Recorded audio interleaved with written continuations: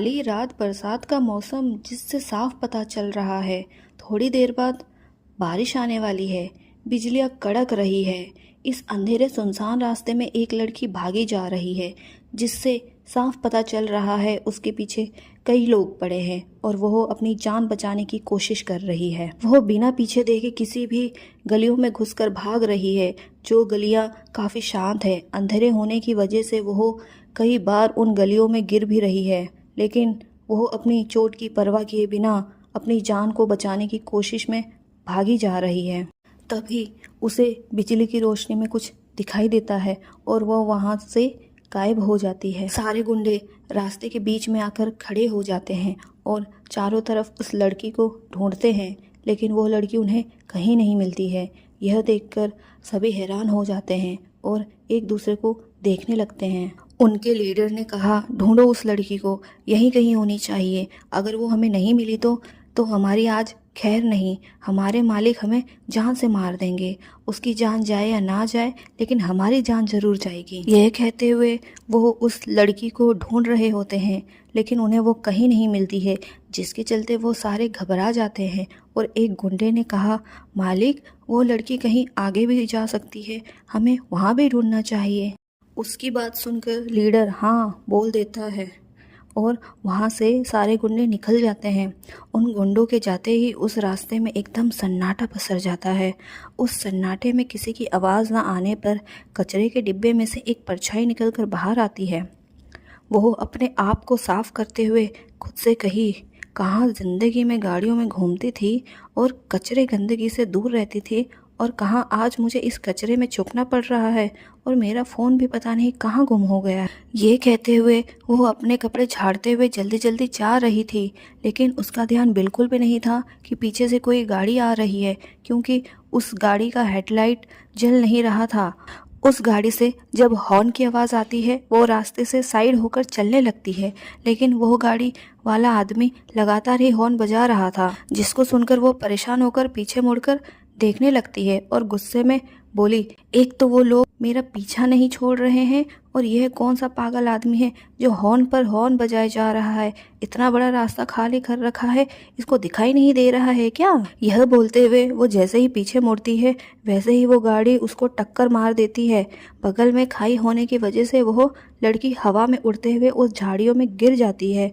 सरक सरक कर वो खाई के अंदर जाती है। वो कार वाला आदमी भी पेड़ में जाकर टकरा जाता है, जिसके चलते उसकी कार भी आधी खाई और आधे रास्ते में अटक जाती है। उस रास्ते से जब लोग जाने लगते हैं तब वो उस कार को देखते हैं और उसको वापस रोड पर लाने की कोशिश करते हैं, और यह खबर पुलिस स्टेशन पर भी पहुंच जाती है। पुलिस आकर उस कार को चेक करते हैं, जिसमें एक ड्राइवर काफ़ी ज़्यादा जख्मी हो रखा होता है। वो उस ड्राइवर को अस्पताल पहुंचा देते हैं और उस खाई के आजू बाजू देखते हैं, जहां पर उन्हें कोई नहीं मिलता है। यह कंफर्म कर लेने के बाद सब लोग और पुलिस वहां से चले जाते हैं। दूसरी तरफ एक कमरे में एक लड़की अपने फ़ोन को चेक कर रही होती है और खुद से कहा, यह इस आदमी ने अभी तक मुझे फ़ोन क्यों नहीं किया। अभी तक तो काम हो जाना चाहिए, 2-3 घंटा हो रहा है, कहाँ मर गया ये आदमी, मुझे अभी तक फ़ोन नहीं कर रहा है। यह कहकर वो आदमी को फ़ोन लगाती है। रिंग की आवाज़ सुनकर वो आदमी अपने उन आदमियों को देखता है और ना चाहते हुए भी उसको उस कॉल को उठाना पड़ता है। वो आदमी फ़ोन उठाकर, जी मैडम कहिए। वह लड़की गुस्से में, मैंने तुझे काम दिया था, वो काम हुआ या नहीं हुआ है अभी तक, कितना टाइम हो गया है, तुझे दिखाई नहीं दे रहा है। वो आदमी, मैडम हमने काम तो अपना किया था, लेकिन वो लड़की मिल नहीं रही है। दूसरी तरफ से गुस्से में आवाज आती है, क्या मिल नहीं रही है, कैसे नहीं मिल रही है, तुझे एड्रेस तो दिया था कि वो कहाँ गई है। वो आदमी, मैडम हमने काम तो किया, लेकिन वो चकमा देकर भाग गई। वो लड़की गुस्से में, चकमा देकर भाग गई तो गुंडा ही है ना, किडनैपिंग का काम करता है या नहीं, या फिर ऐसे ही नाम के बस पैसे लेता रहता है। तो तुझे तो काम पर रखना ही बेफिजूल है, रख फोन। अगर वो लड़की मेरे घर पर आई तो मैं तेरा और तेरे उन गुंडों का क्या हाल करूंगी वो देख लेना। यह कहकर वो फोन कट कर देती है। बाहर बिजली कड़कने लगती है, जिसकी रोशनी उसके कमरे तक पहुंचती है। वो लड़की अपने कमरे में चक्कर काटते हुए वह कैसे बच सकती है।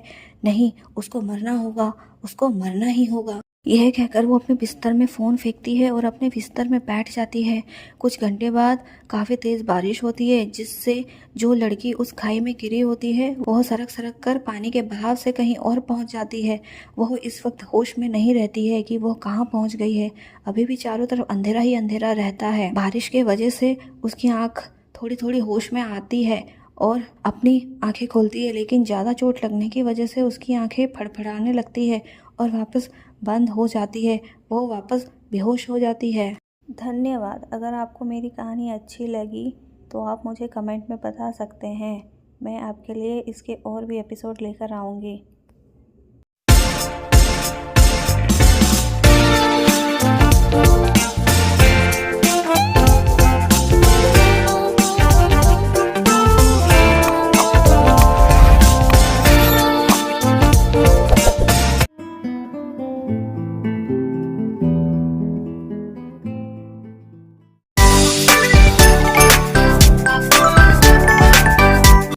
सुबह की चमचमाती धूप से गांव के लोगों में काफ़ी ज़्यादा उत्साह बढ़ जाता है। रात को अच्छी खासी बारिश हुई थी, जिसकी वजह से उनके खेतों में काफ़ी अच्छी फसल उगेंगी। यह सब महसूस करके वो सब अपने अपने खेतों की तरफ निकल जाते हैं और कुछ लोग अपने गाय को चराने के लिए जंगलों की तरफ चले जाते हैं, जहाँ पर उनको भारी मात्रा में खाना मिल सकता है और वो अपने लिए लकड़ियाँ भी काट कर लेकर आ जाएंगे। उन सब से ही उनका जिंदगी चलता था और रोजाना की तरह आज भी वो ये सब काम कर रहे थे। कुछ लोग अपने गाय, भेड़ और बकरियों को जंगलों में बांधकर अपने लिए जंगल के अंदर लकड़ियाँ काटने के लिए निकल जाते हैं, ताकि रात को उस लकड़ियों से खाना बना सके। वैसे भी बारिश होने की वजह से लकड़ियाँ नरम भी हो गई थी और गीली भी होती है। उनको धूप में उन लकड़ियों को सुखाना भी है, इसलिए वो अपना काम जल्दी जल्दी करना चाहते थे। जंगलों में बारिश होने की वजह से कई सारे खतरे भी होते हैं, जंगली छोटे मोटे कीड़े से, सांपों से, फिसलन, इसलिए वो सब चौकन्ना होकर चल रहे होते हैं, क्योंकि किन कीड़ों में जहर है, किन में जहर नहीं है, वो कह नहीं सकते हैं। बरसात के मौसम होने की वजह से जंगलों में कहीं कहीं मशरूम भी निकल आए थे। गाँव वाले यह देखकर काफी खुश हो जाते हैं। वो मशरूम लेने के लिए चले जाते हैं। वो मशरूम उठा ही रहे थे कि तभी किसी की चीख निकल जाती है। उसकी चीख की आवाज़ सुनकर बाकी सारे लोग भी डर जाते हैं और उसकी चीख की आवाज़ की तरफ भागते हैं जहाँ से आवाज़ आई थी। जब सब वहाँ पहुँचते हैं तब वहाँ का नज़ारा देखकर सबकी आंखें बाहर आ जाती है, क्योंकि वहाँ पर एक लड़की बारिश में भीगी पूरी कीचड़ में तरबतर हो चुकी थी। वो जिंदा थी या नहीं वो भी नहीं कह सकते थे। वहाँ के लोग जल्दी से उस लड़की के पास जाते हैं और उसको छूते हैं। जब उनको महसूस होता है कि वो जिंदा है तो वो जल्दी से उसको अपने लाए हुए कपड़ों में लपेट लेते हैं और अपने गांव की तरफ निकल जाते हैं, क्योंकि उस लड़की का शरीर काफ़ी ज़्यादा ठंडा हो गया था और उसकी सांसें भी काफ़ी धीरे धीरे चल रही थी, जिससे साफ पता चल रहा था उसका दम कभी भी टूट सकता है। एक बड़े से मेंशन में सारे नौकर अपने अपने कामों में बिजी होते हैं। उन्हीं के बीच में एक औरत आती है और सबको बिजी देखकर पूछी, खाना हो गया है? हेड सर्वेंट सानू ने कहा, हाँ मैडम, सब हो गया है, आप जाइए, हम अभी डाइनिंग टेबल में सारा खाना लेकर आते हैं। उस घर के सारे मेंबर डाइनिंग टेबल में आ जाते हैं खाना खाने के लिए। सर्वेंट उन सबको खाना लगा देते हैं। सब अपना अपना खाना खाकर वहाँ से अपने अपने कमरे के लिए निकल जाते हैं, जिससे साफ पता चलता है किसी को भी किसी से कोई फर्क नहीं पड़ता है कौन आया है अभी खाने के लिए, कौन नहीं आया है खाने के लिए, बस सबको अपने से मतलब है। यह हाल देखकर हेड सर्वेंट, जिसका नाम सानू है, सर हिला देता है और मन में यह सब कभी नहीं बदल सकते हैं, हमेशा से ऐसे ही रहते आए हैं। पता नहीं आज बिटिया भी कहाँ रह गई जिसकी वजह से इतना चहल पहल रहती थी। वह तो दिख ही नहीं रही है आज। उनके बिना यह घर कम अंग्रेजी का शासन ज़्यादा लगता है, जहाँ पर सिर्फ हर कोई हुक्म चलाने के लिए बैठा है। यह सोचते हुए वो उन सारे खानों को लेकर के वापस किचन में आ जाता है। जंगल में, गांव में उस लड़की को देखकर सारे गांव वाले हैरान हो जाते हैं और सोचते हैं, इसका ऐसा हाल कैसे हुआ है, यह यहाँ कैसे आई, इस जंगल में आना कितना मुश्किल है, यह इतनी आसानी से कैसे पहुँच गई है। अगर जो भी इस जंगल में कदम रखता है वो कभी जिंदा वापस नहीं जाता है। लेकिन यह इन्हें जिंदा मिली है, कुछ तो बात है इस लड़की में। यह सब सोचकर उन गांव की भीड़ में से एक बुजुर्ग बुढ़िया सबको आदेश देती है, बुढ़िया जल्दी से इसको झोपड़ी के अंदर लेकर आओ और सारे मर्द तुम सब घर से बाहर रहो। यह कहकर वो झोपड़ी के अंदर जल्दी से चली जाती है और उस लड़की के कपड़े चेंज करवाती है और उसकी देखभाल करती है। उसको अपनी देसी जड़ी बूटियों से इलाज करना शुरू करती है और उसको अपनी जड़ी बूटियों का रस भी पिलाने लगती है, जिससे उस लड़की की बॉडी थोड़ी बहुत गर्म होने लगती है और उसमें थोड़ी हलचल होने लगती है, जिससे साफ पता चलता है कि दवाइयाँ असर कर रही है। जिसको देखकर झोपड़ी के अंदर औरतें और वो बुढ़िया सब खुश हो जाते हैं और बाहर जाकर सबको बताते हैं वो खतरे से बाहर है, क्योंकि जब सभी गांव वालों ने उस लड़की को देखा था तो उसको देखकर साफ पता चल रहा कि यह बच नहीं पाएगी। लेकिन उस गांव की जो सबसे वृद्ध बुजुर्ग है वो इसका इलाज करती है और वो ठीक होने के कगार पर आ गई थी। यह सब सुनकर सारे खुश हो जाते हैं और अपने अपने काम के लिए निकल जाते हैं, क्योंकि सब उस लड़की के लिए ही अपना काम छोड़कर आए थे। कुछ औरतों को उस लड़की के पास छोड़ दिया गया था ताकि वो उसका ध्यान रख सके और बाकी जितने भी मर्द थे वो अपने अपने काम के लिए निकल गए थे। एक औरत अपने कमरे में खाना बना रही थी। बूढ़ी औरत भी अपना खाना बना रही होती है, लेकिन तभी उसको किसी की सांसों की काफ़ी तेज चलने की आवाज़ आती है। वह जैसे ही पीछे मुड़कर देखती है तो वो हैरान हो जाती है कि इस लड़की को क्या परेशानी हो रही है। वो जल्दी से जाकर उसके सर को छूती है, जिससे पता चलता है उसका बुखार काफ़ी तेज बढ़ गया है। उसकी सांस भी फूल रही है, वो बिल्कुल भी सांस नहीं ले पा रही है। वो बाकी औरतों को आवाज़ लगाती है। औरतें जब उनकी आवाज़ सुनते हैं वो सब जल्दी से भाग कर आती हैं। औरतें भी उसको देखकर हैरान हो जाती है कि यह सब क्या हो रहा है, पहले तो कभी ऐसा नहीं हुआ है। यह देखकर वो उस बुजुर्ग बुढ़िया को देखते हैं। एक औरत को बुजुर्ग बुढ़िया कुछ इशारा करती है। वो औरत उस इशारा को समझकर जल्दी से उस झोपड़ी से निकलकर कहीं भाग कर जाती है। जल्दी से वो उस जगह भी पहुंच जाती है और वहां पर रखे कलश में रखे पानी को लेकर सीधा गांव की तरफ दौड़ती है। उस कलश का एक बूंद पानी भी जमीन पर गिरने नहीं देती है। वो उसको सावधानी से लेकर आती है।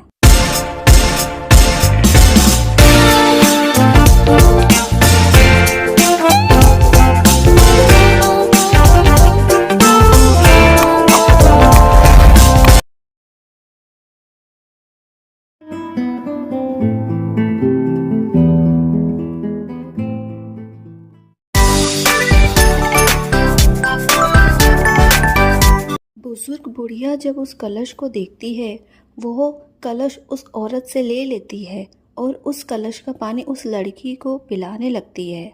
वो लड़की उस कलश के पानी को पीने लगती है। उसके पानी पीते ही वो एकदम से शांत हो जाती है। यह देखकर बूढ़ी बुजुर्ग और बाकी औरतें एक दूसरे को देखने लगते हैं। बुढ़िया उसके सर पर छूती है, जिससे उसको पता चलता है उसका बुखार अभी ख़त्म हो गया है, और उसके नाक के पास हाथ लेकर जाती है जिसमें सांसें नहीं चल रही थी। यह देखते ही वो हैरान हो जाती है कि ऐसे कैसे हो गया। आज से पहले तो कभी ऐसा नहीं हुआ कि इस जल को पिलाने से किसी की जान गई हो। यह सोचते हुए उसको काफ़ी बुरा लगता है कि यह कैसे हो गया। सारे औरतें एक दूसरे को देखते हैं और वो सब भी हैरान हो गए थे कि कहीं यह दुष्ट लड़की तो नहीं थी जिसकी वजह से इसके साथ यह हुआ है। यह सोचते ही वो सब वहाँ से उठकर बाहर जाने लगते हैं। तभी उस लड़की की सांसें बहुत तेज़ हो जाती है और वो बिस्तर से उठ जाती है और चिल्लाती है, नहीं, मुझे कोई बचाओ, मुझे कोई बचाओ। यह कहते हुए वो ज़ोर से चिल्लाती है। उसके चिल्लाने की आवाज़ सुनकर सब उसके पास जाते हैं और उसको सहानुभूति देने लगते हैं। वो लड़की अपने चेहरे पर हाथ रखकर रोने लगती है। उसको कुछ समझ नहीं आता उसके साथ क्या हुआ, लेकिन तभी उसके सर पर उस बुढ़िया का हाथ आता है और वो अपने चेहरे से हाथ हटाकर उस बुढ़िया की तरफ देखती है। जैसे ही उस बुढ़िया को देखती है वो डर जाती है, क्योंकि वो काफ़ी ज़्यादा बूढ़ी थी, जिससे उसके चेहरे पर काफ़ी ज़्यादा झुर्रियाँ थे और उसने पूरे सफ़ेद कलर की साड़ी पहनी होती है, जिससे उस लड़की को लगता है कहीं वह भूत तो नहीं है, क्योंकि मूवीज़ में तो यही सब दिखाए जाते हैं। इसलिए वो डर कर बोली, मुझसे दूर रहो, मुझसे दूर रहो। यह कहकर वो ज़मीन में उतरने लगती है। तभी एक औरत बोली, आपको उनसे डरने की कोई ज़रूरत नहीं है। ये हमारे यहाँ के वेद माँ हैं जो हम सबका इलाज करती है और इन्हीं के वजह से आप ठीक हुए हो। यह सुनकर वो लड़की उस औरत की शक्ल देखने लगती है, क्योंकि उस लड़की को उस औरत की भाषा बिल्कुल समझ नहीं आती है। जंगल और सिटी में रहने की वजह से भाषाओं में ज़मीन आसमान का फ़र्क था, इसलिए उसको बिल्कुल भी समझ नहीं आता है कि उस औरत ने उसको क्या बोला है। वो बस उस औरत की शक्ल देखने लगती है। उस औरत को समझ आ जाता है कि उसको कुछ समझ नहीं आया है, क्योंकि जब वो लड़की अपनी जान बचाने के लिए चिल्ला रही थी तो उसकी भाषा भी उन औरतों और बुढ़िया को समझ नहीं आया था, लेकिन फिर भी वो उसकी मदद करने के लिए उसके पास पहुंच गए थे। दूसरी तरफ एक आलीशान केबिन में एक लड़का अपने हाथ में फाइल रखकर उसको पढ़ रहा था। उसको पढ़ते ही उसको काफ़ी ज़्यादा गुस्सा आने लगता है, क्योंकि जो वो काम चाहता था वो काम उसका पूरा नहीं हो रहा था। इसलिए वो उस फाइल को ज़मीन में फेंकता है और ज़ोर से अपने असिस्टेंट को बुलाता है। असिस्टेंट जब उसकी आवाज़ सुनता है तो वो भाग भाग कर केबिन के अंदर घुसता है। उसका असिस्टेंट विवेक, यस सर, आपने मुझे बुलाया? उसका बॉस अभियुक्त गुस्से में, तुझे मैंने क्या काम दिया था, वो काम पूरा क्यों नहीं हुआ? कितने महीनों से ये काम चल रहा है, फिर भी ये काम कैसे नहीं हो पा रहा है? विवेक, सर हम कोशिश तो कर रहे हैं, लेकिन वहाँ पर जो भी जाता है वो कभी वापस नहीं आता है और इसका सल्यूशन हम नहीं निकाल पा रहे हैं। कम से कम हमने वहाँ पर 50 लोग भेजे थे, इस 1 महीने में कोई भी वापस नहीं आया है और वो कहाँ सारे चले गए वो भी बिल्कुल भी नहीं पता चल रहा है। ना कोई कांटेक्ट, ना कुछ। और सर अभी गुस्सा मत होइए, अभी जर्मनी से हमारे क्लाइंट आ रहे हैं जिनके साथ हम ये प्रोजेक्ट कर रहे हैं और अभी तक हमारा प्रोजेक्ट पूरा नहीं हुआ है, हम क्या जवाब देंगे उनको, वो सोचिए आप। अभियुक्त गुस्से में, यह भी मैं ही सोचूं, तू किस लिए है मेरे साथ, और जल्दी से इसका कोई सल्यूशन निकाल, नहीं तो मजबूरन मुझे ही उधर जाना पड़ेगा और मुझे ही सब पता लगाना पड़ेगा आखिर माजरा क्या है। मैं उस चीज़ को जानकर रहूँगा जिसमें इतने सारे मिस्ट्री आ रहे हैं, सुना तूने, और जाकर सारे प्रेजेंटेशन की तैयारी कर। युक्त यह कहकर वो अपने चेयर में बैठ जाता है और अपने चेहरा कांच की तरफ करता है जहाँ से उसको पूरे शहर का नज़ारा दिख रहा था और वह कुछ सोचने लगता है, ये कैसे हो सकता है, जब मैं वहाँ गया था तो मैं वहाँ से बचकर आ गया था, लेकिन मुझे बिल्कुल भी समझ नहीं आ रहा है कि आखिर क्या बात है, या फिर वह गलत जगह चले गए हैं या मुझे ही गलत इन्फॉर्मेशन मिल रही है, क्योंकि जिस चीज़ को मैं पाना चाहता हूँ उस चीज़ को पाने के लिए कितने सारे लोग पीछे पड़े हैं और शायद वो चीज़ को लेकर रफू चक्कर हो गए हो। मुझे पता लगाना पड़ेगा आखिर माजरा क्या है। यह सब मन में सोचते हुए वह उन चमचमाती हुई लाइटों को देख रहा होता है जो उस शहर के अंधेरे में जगमगा रहे होते हैं।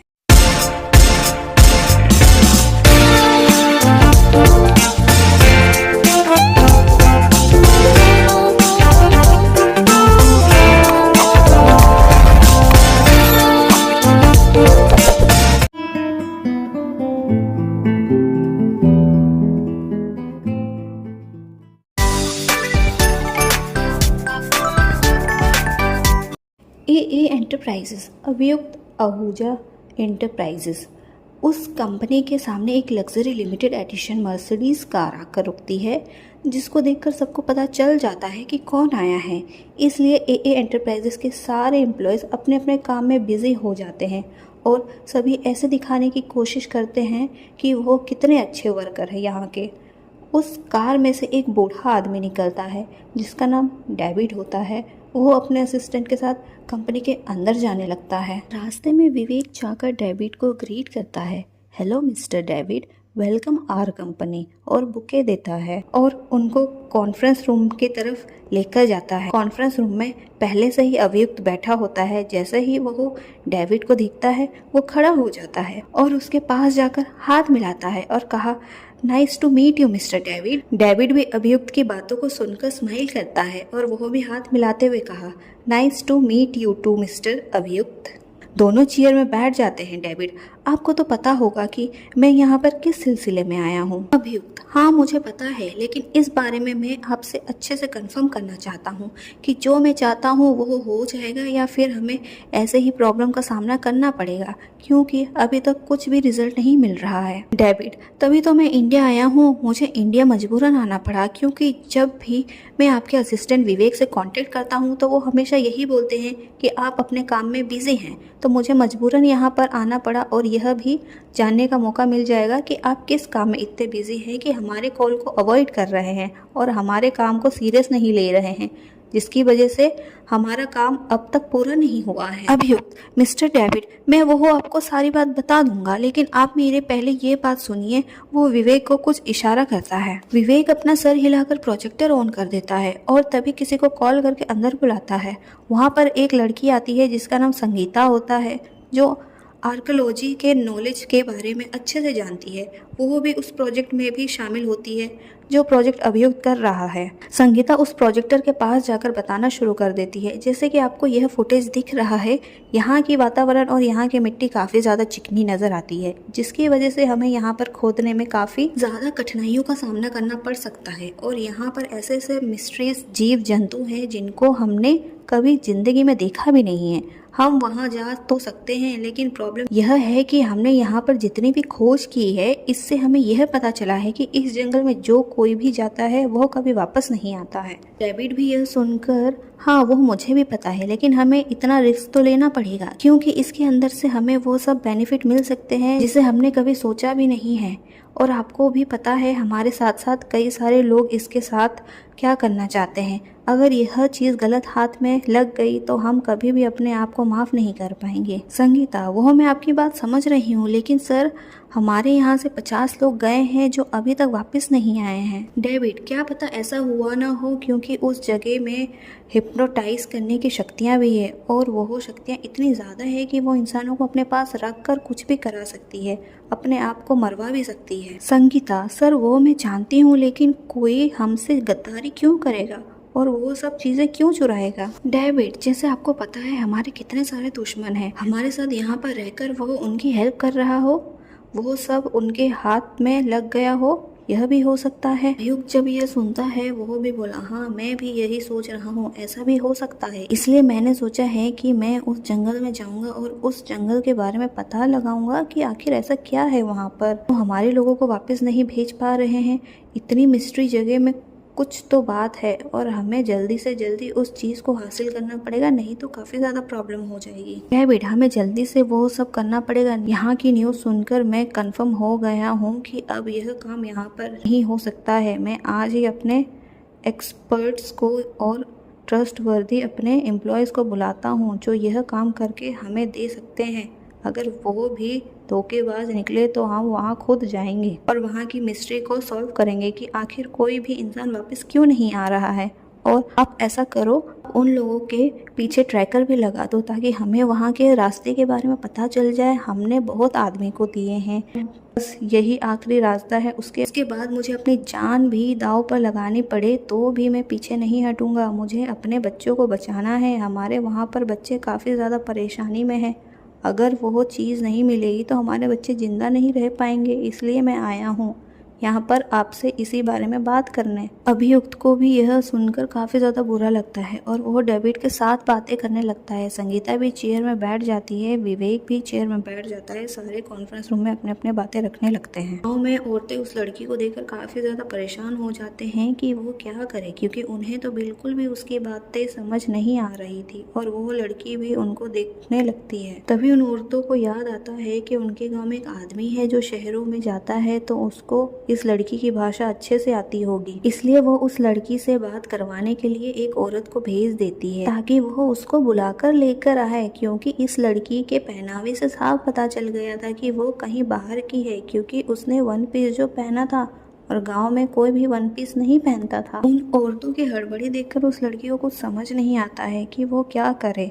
वो अपने सर को पकड़ लेती है जिसमें काफी ज्यादा दर्द हो रहा होता है। वो बुजुर्ग बूढ़ी उसके सर पर हाथ फेरती है, जिनको महसूस करके उस लड़की को काफी अच्छा लगता है और वो आंख बंद करके उन पलों को सोचने लगती है कि वो यहाँ पर कैसे पहुंची। फ्लैशबैक। एक मेंशन में एक लड़की मंदिर के सामने आरती गा रही होती है, जिसकी आवाज़ सुनकर पूरे घर वाले अपने कान बंद कर लेते हैं और गुस्से में होते हैं।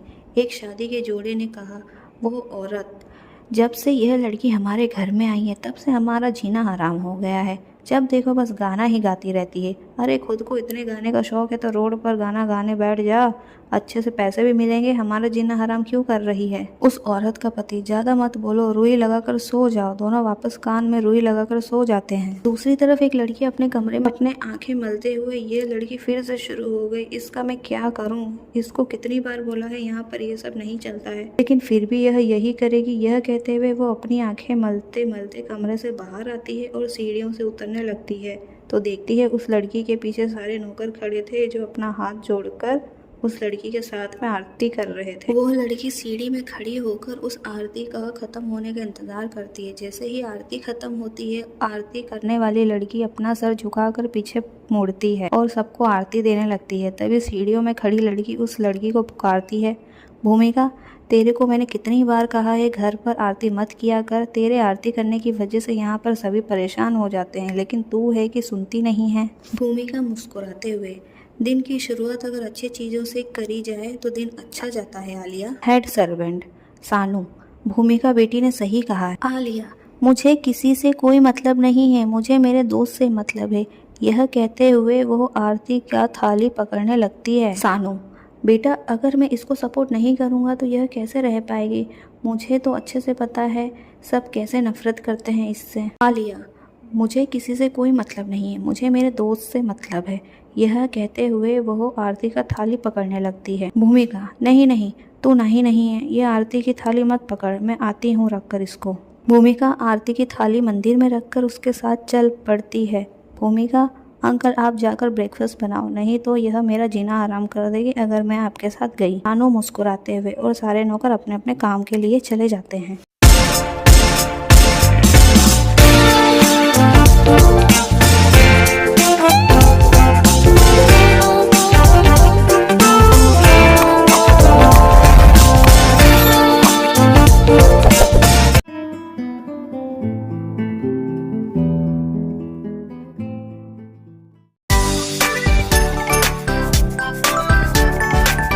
आलिया, भूमिका, मैंने तुझे कितनी बार समझाया है कि यहाँ पर पूजा मत किया कर, लेकिन तू है कि कभी सुनती नहीं है।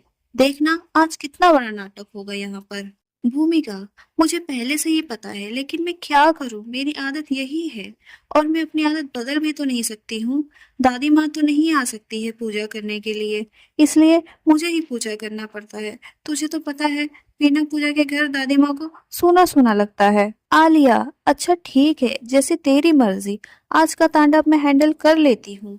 यह कहकर वो मुस्कुराती है और वॉशरूम के लिए निकल जाती है। आलिया के जाते ही भूमिका के चेहरे में सीरियसनेस आ जाती है और वो आलिया के कमरे को ठीक करने लगती है, जो उसने बिस्तर पूरा बिखेर के रखा था। वो उस बिस्तर को संभालती है, उसके कपड़े निकालकर बिस्तर में रख देती है, जो वो कॉलेज में जाएगी पहनकर। भूमिका शीशे के सामने खड़े होकर खुद को देखने लगती है।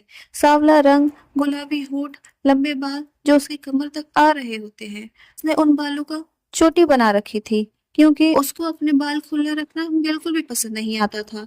वो हमेशा उलझ जाते थे, जिससे वो हमेशा परेशान हो जाती थी, इसलिए उसे खुले बाल रखना पसंद नहीं था। वो अपनी आंखों में काजल और होठों पर लिप बाम लगाती है, जिसको देखकर साफ पता चलता है कितने फुर्सत से उसको बनाया गया है। सांवला रंग होने के बाद भी इतनी ज्यादा आकर्षक थी कि कोई भी अगर उसको एक बार देख ले तो उसको देखे बिना रह ना पाए। शीशे में खुद को निहारता हुआ देखकर आलिया बोली, हाँ हाँ अप्सरा, मुझे पता है तो बहुत खूबसूरत है, इसलिए मेरे गोरे होने का तो कोई फायदा ही नहीं है।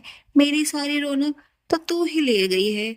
यह कहते हुए उसे आंख मार देती है और रेडी होने के लिए भूमिका को शीशे के सामने से हटा देती है। भूमिका आलिया की हरकतों को देखकर हंसती है और वहां से बिस्तर में बैठ जाती है। दोनों तैयार हो जाने के बाद अपना अपना कॉलेज बैग उठाते हैं और ब्रेकफास्ट करने के लिए नीचे चले जाते हैं। इस वक्त डाइनिंग टेबल में कोई नहीं होता है। आलिया, जल्दी से ब्रेकफास्ट कर लेते हैं, अगर किसी ने हमें देख लिया तो हमारी खैर नहीं। यह कहते हुए जल्दी से वो दोनों ब्रेकफास्ट करने के लिए बैठते हैं। लेकिन तभी सीढ़ियों में से आवाज आती है। हाँ हाँ, क्यों नहीं, पहले इस झोपड़पट्टी की लड़की को इधर लेकर आ गई, अब हमारे आने से पहले ही इस लड़की को भी भोग लगा रही है खाने में। हमारा घर पहले ही गंदा हो रखा है इसके आने से, अब तू क्या चाहती है कि हमारे घर का खाने का निवाला सबसे पहले इसको मिले? यह सुनकर आलिया को काफी ज्यादा गुस्सा आता है और वो गुस्से में बोली, बड़ी माँ आप तो रहने दो, मेरे सामने ये भेदभाव की बातें मत किया करो। आपको अच्छे से पता है यह मेरी दोस्त है और यह भी मेरे साथ इसी घर में रहेगी और मेरे साथ इसी डाइनिंग टेबल पर खाएगी। आप कोई नहीं होते हो मुझे रोकने वाले। यह घर जितना आपका है उतना मेरा भी है। पायल गुस्से में, जितना जुबान चल रहा है चला ले, क्योंकि आज के बाद ये जुबान चलने नहीं वाली है। ससुराल में जाकर तो तेरी जुबान बंद हो ही जाएगी। यह सुनकर आलिया बोली, आपका क्या मतलब है? पायल, मेरे कहने का जो भी मतलब है, लेकिन जितना तू इस लड़की को सपोर्ट कर रही है ना, मैं भी देखती हूँ तो इसको कितना सपोर्ट करती है। तेरे इस घर से निकलते ही मैं भी इस कचरे को बाहर फेंक दूंगी। बहुत हो गया। और आज कॉलेज से जल्दी आना, तुझे देखने के लिए लड़के वाले आ रहे हैं। उनके सामने कोई नाटक किया तो मुझसे बुरा कोई नहीं होगा। आलिया, लेकिन मैं रेडी नहीं हूँ शादी के लिए। पायल, मैंने तुझसे कोई राय पूछी नहीं है, मैं तुझे ऑर्डर दे रही हूँ। आना है मतलब आना है, नहीं तो उसका क्या हशर होगा वो तुझे अच्छे से पता है। ये कहते हुए वो डाइनिंग टेबल में बैठ जाती है। डाइनिंग टेबल में बैठते ही भूमिका डाइनिंग टेबल से दूर हो जाती है। सानू नौकर ये सब दूर से देख रहा होता है, लेकिन उसके अंदर इतनी हिम्मत नहीं थी कि वो अपने मालकिन की खिलाफ बोल सके, इसलिए वो चुपचाप पायल के लिए वहां पर खाना रख देता है। पायल गुस्से में, तुम दोनों जाओ यहाँ से, मेरे खाने को नजर लगा दोगे और मुझे बीमार बुखार हो जाएगा। वैसे भी आलिया तू भी इसके साथ रह रहकर बुरी नजर वाली हो गई है, इसलिए मैं नहीं चाहती हूँ कि तुम दोनों मेरे खाने के वक्त रहो।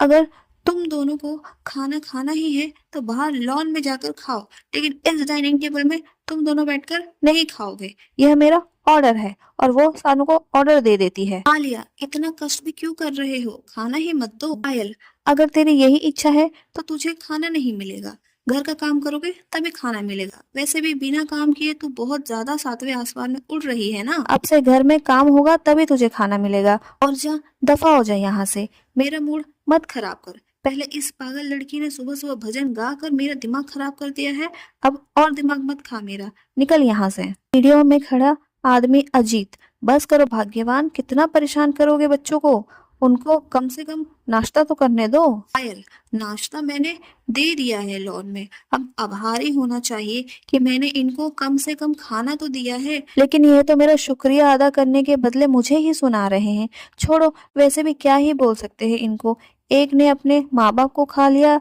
और एक हमारे घर को खाने आई है। जिद, अपने खाने में फोकस करो, कहकर वो उन दोनों को इग्नोर करके अपना खाना खाने लग जाती है। वो आदमी भी चुपचाप डाइनिंग टेबल में बैठ जाता है और उन दोनों को इग्नोर करके अपना खाना खाने में लगता है। दोनों को काफी ज्यादा बुरा लगता है और वो वहां से चल देते हैं।